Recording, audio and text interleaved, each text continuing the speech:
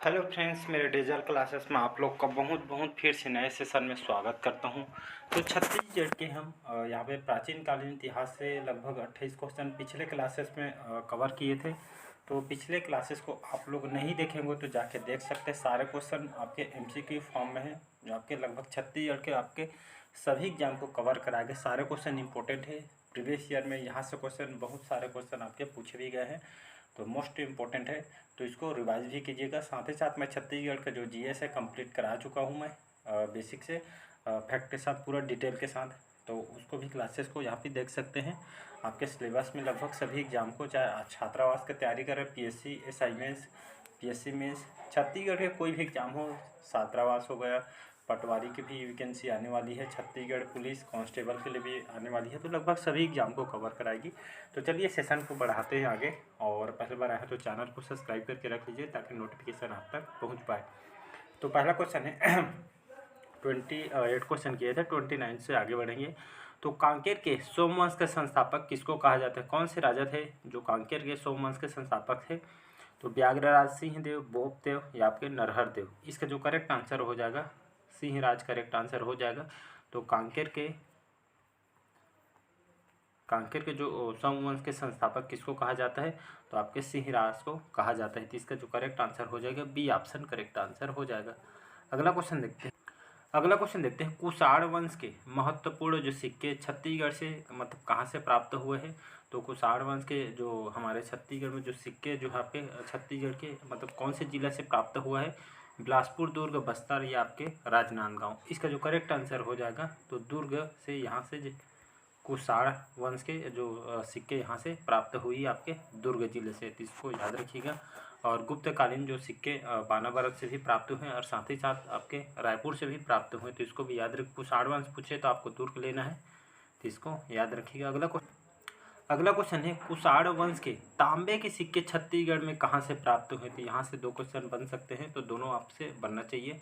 तो कुषाण वंश के यहाँ पे तांबे के सिक्के छत्तीसगढ़ के कौन से जिले से प्राप्त हुए? तो बिलासपुर, दुर्ग, बस्तर या आपके राजनांदगांव। तो आपके तांबे के जो सिक्के हैं आपके बिलासपुर जिले से प्राप्त हुए, तो इसको याद रखिएगा।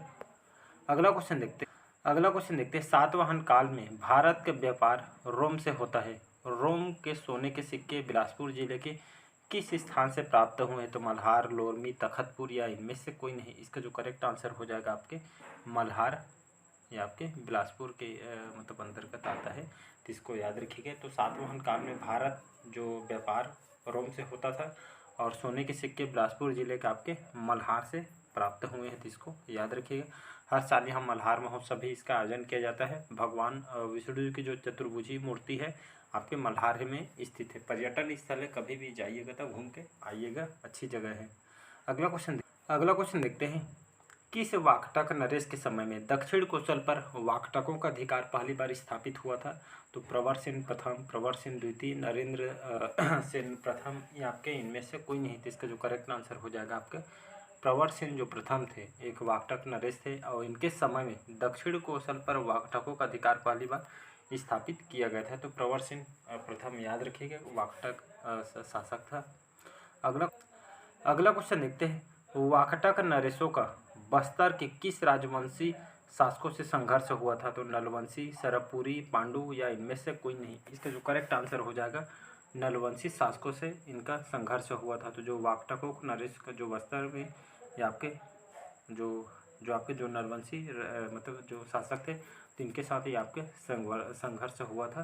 तो इसको याद रखिए, दोनों के बीच संघर्ष हुआ था। अगला क्वेश्चन देखते हैं वाकटक नल संघर्ष की पहल किसने की थी? वाकटक नरेंद्र सेन ने, और आपके नल शासक जो भवदत्त वर्मन थे, या आपके वाकटक नरेश पृथ्वी सेन द्वितीय, या आपके नल शासक अर्थपति के द्वारा। तो इसका जो करेक्ट आंसर हो जाएगा बी ऑप्शन नल शासक, जो नलवंशी शासक थे भवदत्त वर्मन। तो इनके संघर्ष की पहल इसने किए थे, वाकटक नलवंशी संघर्ष की पहल इसने की थी आपके भवदत्त वर्मन ने, एक नलवंशी शासक था। तो इसका संघर्ष की पहल जो है इसने किया था। अगला क्वेश्चन देखते हैं भारत की सबसे प्राचीनतम जो नाट्यशाला ये आपके पाई गई है आपके सीतामढ़ी गुफा में, जोगीमारा के गुफा में, ए और बी दोनों में, या डी है इनमें से कोई नहीं। इसका जो करेक्ट आंसर हो जाएगा आपका सी ऑप्शन करेक्ट आंसर हो जाएगा। तो आपका सीता बेंगरा की गुफा और आपके जोगीमारा की गुफा। तो यहाँ के भारत की सबसे प्राचीनतम नाट्यशाला यहाँ से पाई गई है। आपके पीएससी में ये क्वेश्चन पूछा जा चुका है, तो इसको याद रखिएगा, तो आपके आने वाले एग्जाम के लिए भी इम्पोर्टेंट है। अगला क्वेश्चन देखते हैं, रायपुर जिले के किस स्थान से बौद्ध भिक्षुणियों का एक विहार मिला है? तुरतुरिया, राजिम, पलारी या आपके आरंग से? इसका जो करेक्ट आंसर हो जाएगा तुरतुरिया। याद रखिए, आपके महासमुंद जिले में आता है वर्तमान में। और जो भगवान राम जी के जो पुत्र थे लव कुश, इनका जन्म स्थल इनको कहा जाता है। तो रायपुर जिले के यहाँ पे स्थान से बौद्ध भिक्षुणियों का विहार मिला है आपके तुरतुरिया से, तो इसको याद रखिएगा। अगला क्वेश्चन देखते हैं, नेक्स्ट क्वेश्चन देखते हैं, छत्तीसगढ़ में मिले मिट्टी के परकोटों वाले गढ़ों का संबंध मौर्य सम्राट अशोक के अभिलेख में उल्लेखित है, जो राज्यों में से किस राज्य के साथ जुड़ा हुआ है? चोल, पांड्य, ताम्रपर्ण या आपके आठविक से? इसका जो करेक्ट आंसर हो जाएगा आठविक से जुड़ा हुआ है, याद रखिएगा। तो छत्तीसगढ़ में जो मिट्टी के जो परकोटे वाले गढ़ों का संबंध जो है आपके मौर्य सम्राट अशोक के अभिलेख से जानकारी मिलती है। इनके जो उल्लेखित राज्यों में जो आठविक राज्य के साथ जुड़ा हुआ है, तो इसको याद रखिए।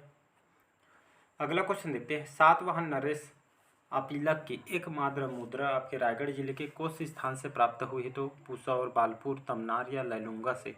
इसका जो करेक्ट आंसर हो जाएगा आपके बालपुर से मिला है, तो इसको याद रखिएगा। तो सातवाहन नरेश अपीलक के जो मुद्रा रायगढ़ जिले से किस स्थान से प्राप्त हुए हैं? तो आपके बालपुर से प्राप्त हुआ है। अगला क्वेश्चन देखते हैं, किस सदी के आसपास दक्षिण कोसल में राजर्षि तुल्य नामक नागवंश का शासन था?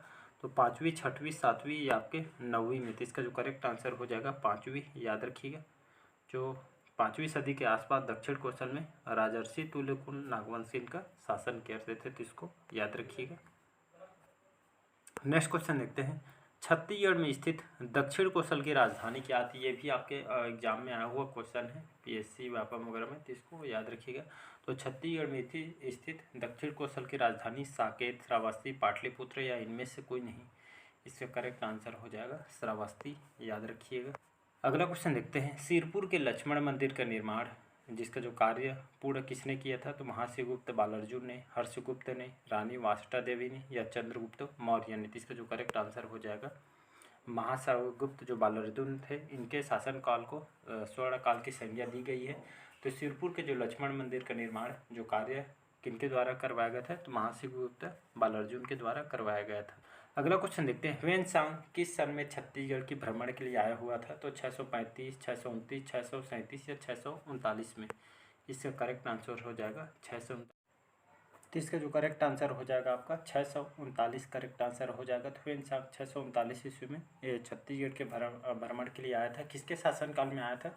तो महाशिवगुप्त जो बालार्जुन थे, इसके शासनकाल में आया था, जिसमें छत्तीसगढ़ को कि आसलों की संज्ञा के नाम से इसको दिया गया था, इसको याद रखिएगा। अगला क्वेश्चन देखते हैं,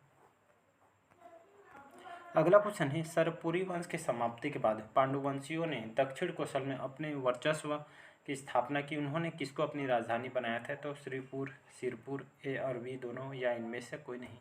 इसका जो करेक्ट आंसर हो जाएगा सी, श्रीपुर और आपके सिरपुर। तो सरपुरी वंश की समाप्ति के बाद जो पांडुवंशियों ने दक्षिण कोसल में अपना सत्ता स्थापित करने के लिए इन्होंने अपनी राजधानी श्रीपुर और आपके सिरपुर, ये दोनों जगह को इन्होंने बनाया था, तो इसका सी ऑप्शन करेक्ट आंसर हो जाएगा। नेक्स्ट क्वेश्चन, अगला क्वेश्चन देखते हैं, कालिंजर के शिलालेख के अनुसार पांडुवंश के आदि पुरुष का नाम क्या था? इंद्रबल, उदयन, नन्नराज प्रथम या आपके सूरबल? इसका जो करेक्ट आंसर हो जाएगा आपका बी ऑप्शन उदयन, याद रखिएगा। तो कालिंजर के शिलालेख के अनुसार पांडुवंश के आदि पुरुष जो इसके जो संज्ञा किसको दी गई है? तो आपके उदयन को दी गई है, तो इसको याद रखिएगा। नेक्स्ट क्वेश्चन देखते हैं, सरपुरी वंश को सत्ताच्युत कर दक्षिण कोसल में पांडुवंश की स्थापना किसने की थी? प्रवरराज, तिवरदेव, इंद्रबल या पृथ्वीसेन द्वितीय? तो इसका जो करेक्ट आंसर हो जाएगा तिवरदेव, याद रखिएगा। तो सरपुरी वंश को सत्तायुक्त कर दक्षिण कोसल में पांडुवंश की स्थापना की थी आपके तिवरदेव ने, तो इसको याद रखिए। अगला क्वेश्चन देखते हैं, चीनी यात्री ह्वेन-सांग के अनुसार किस सम्राट ने दक्षिण कोसल की राजधानी में बौद्ध स्तूप का निर्माण कराया गया था? बिंदुसार, अशोक, चंद्रगुप्त प्रथम या आपके समुद्रगुप्त? इसका जो करेक्ट आंसर हो जाएगा तो सम्राट अशोक करेक्ट आंसर हो जाएगा। जो चीनी यात्री ह्वेन-सांग के अनुसार जो आपके जो सम्राट अशोक थे, इन्होंने दक्षिण कोसल की राजधानी जहाँ पे बौद्ध स्तूप का निर्माण इनके द्वारा करवाया गया था, तो इसको याद रखिएगा।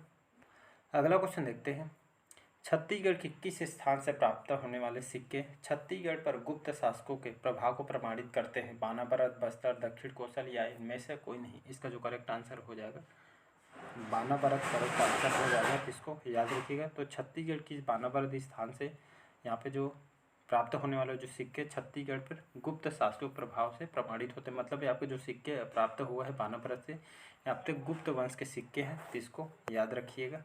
नेक्स्ट क्वेश्चन, अगला क्वेश्चन देखते हैं, सरबपुरी वंश जिसकी राजधानी सरबपुर थी, इसके संस्थापक कौन था?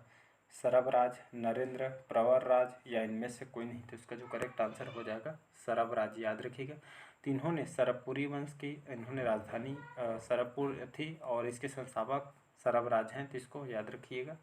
इनकी राजधानी सरबपुर थी, संस्थापक सरबराज, बाकी बता चुका है, तो संस्थापक को भी याद रखना है। तो इसका सरबराज करेक्ट आंसर हो जाएगा। जिसके सब अगला क्वेश्चन देखते हैं, किस क्षेत्रीय राजवंश के शासनकाल में छत्तीसगढ़ में मंदिरों का निर्माण किया गया था, मतलब निर्माण माना जाता है? तो सरबपुरी, पांडुवंशी, कलचुरी या छिंदक नागवंशी?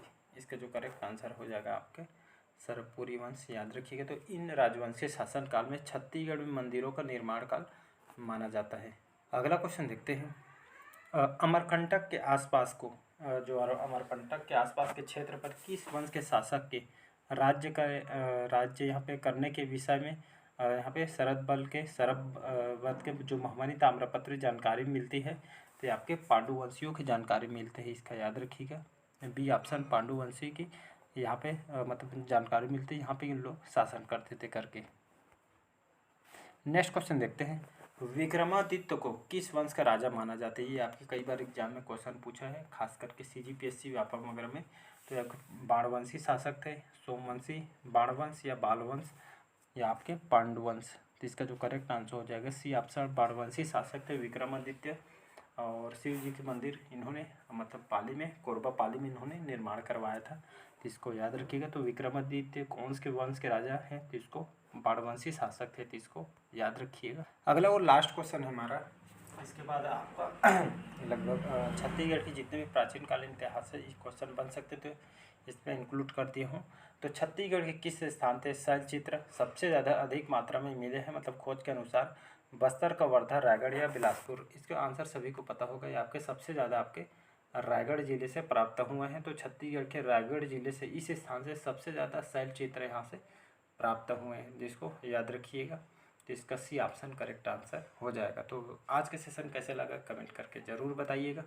तो कल हम नए टॉपिक से स्टार्ट करेंगे। तो लगभग 53 क्वेश्चन इसमें मैं इंक्लूड किया था, सारे क्वेश्चन इंपॉर्टेंट है, रिवाइज भी कीजिएगा साथ ही साथ। और बुक वगैरह पढ़ रहे तो क्वेश्चन लगाना बहुत ही ज़रूरी है। क्वेश्चन आपका लेवल कैसे आता है, प्रीवियस ईयर का मैं कंप्यूटर आपका साथ ही साथ छात्रावास अधीक्षक कंप्यूटर का मैं प्रीवियस ईयर का डाल चुका हूँ।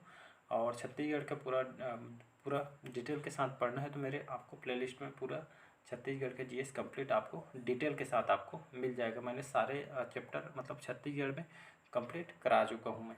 फिर देखते हैं कल कौन सा टॉपिक यहाँ पे देखते हैं, फिर स्टार्ट करेंगे। तो अगर आप डेली बेस पे करंट पेज पढ़ना चाहते हो, डेली बेस पे मैं करंट पेज पढ़ाता हूँ जो आपके हर एग्जाम का मतलब यहाँ पे 6 से 7 क्वेश्चन, मतलब कभी कभी 8 से 10 क्वेश्चन में इसका वेटेज बढ़ा दिया जाता है, तो आप पढ़ सकते हैं। तो चलिए आज के सेशन यहीं तक रखते हैं, मिलते हैं अगले टॉपिक्स में। Thank you.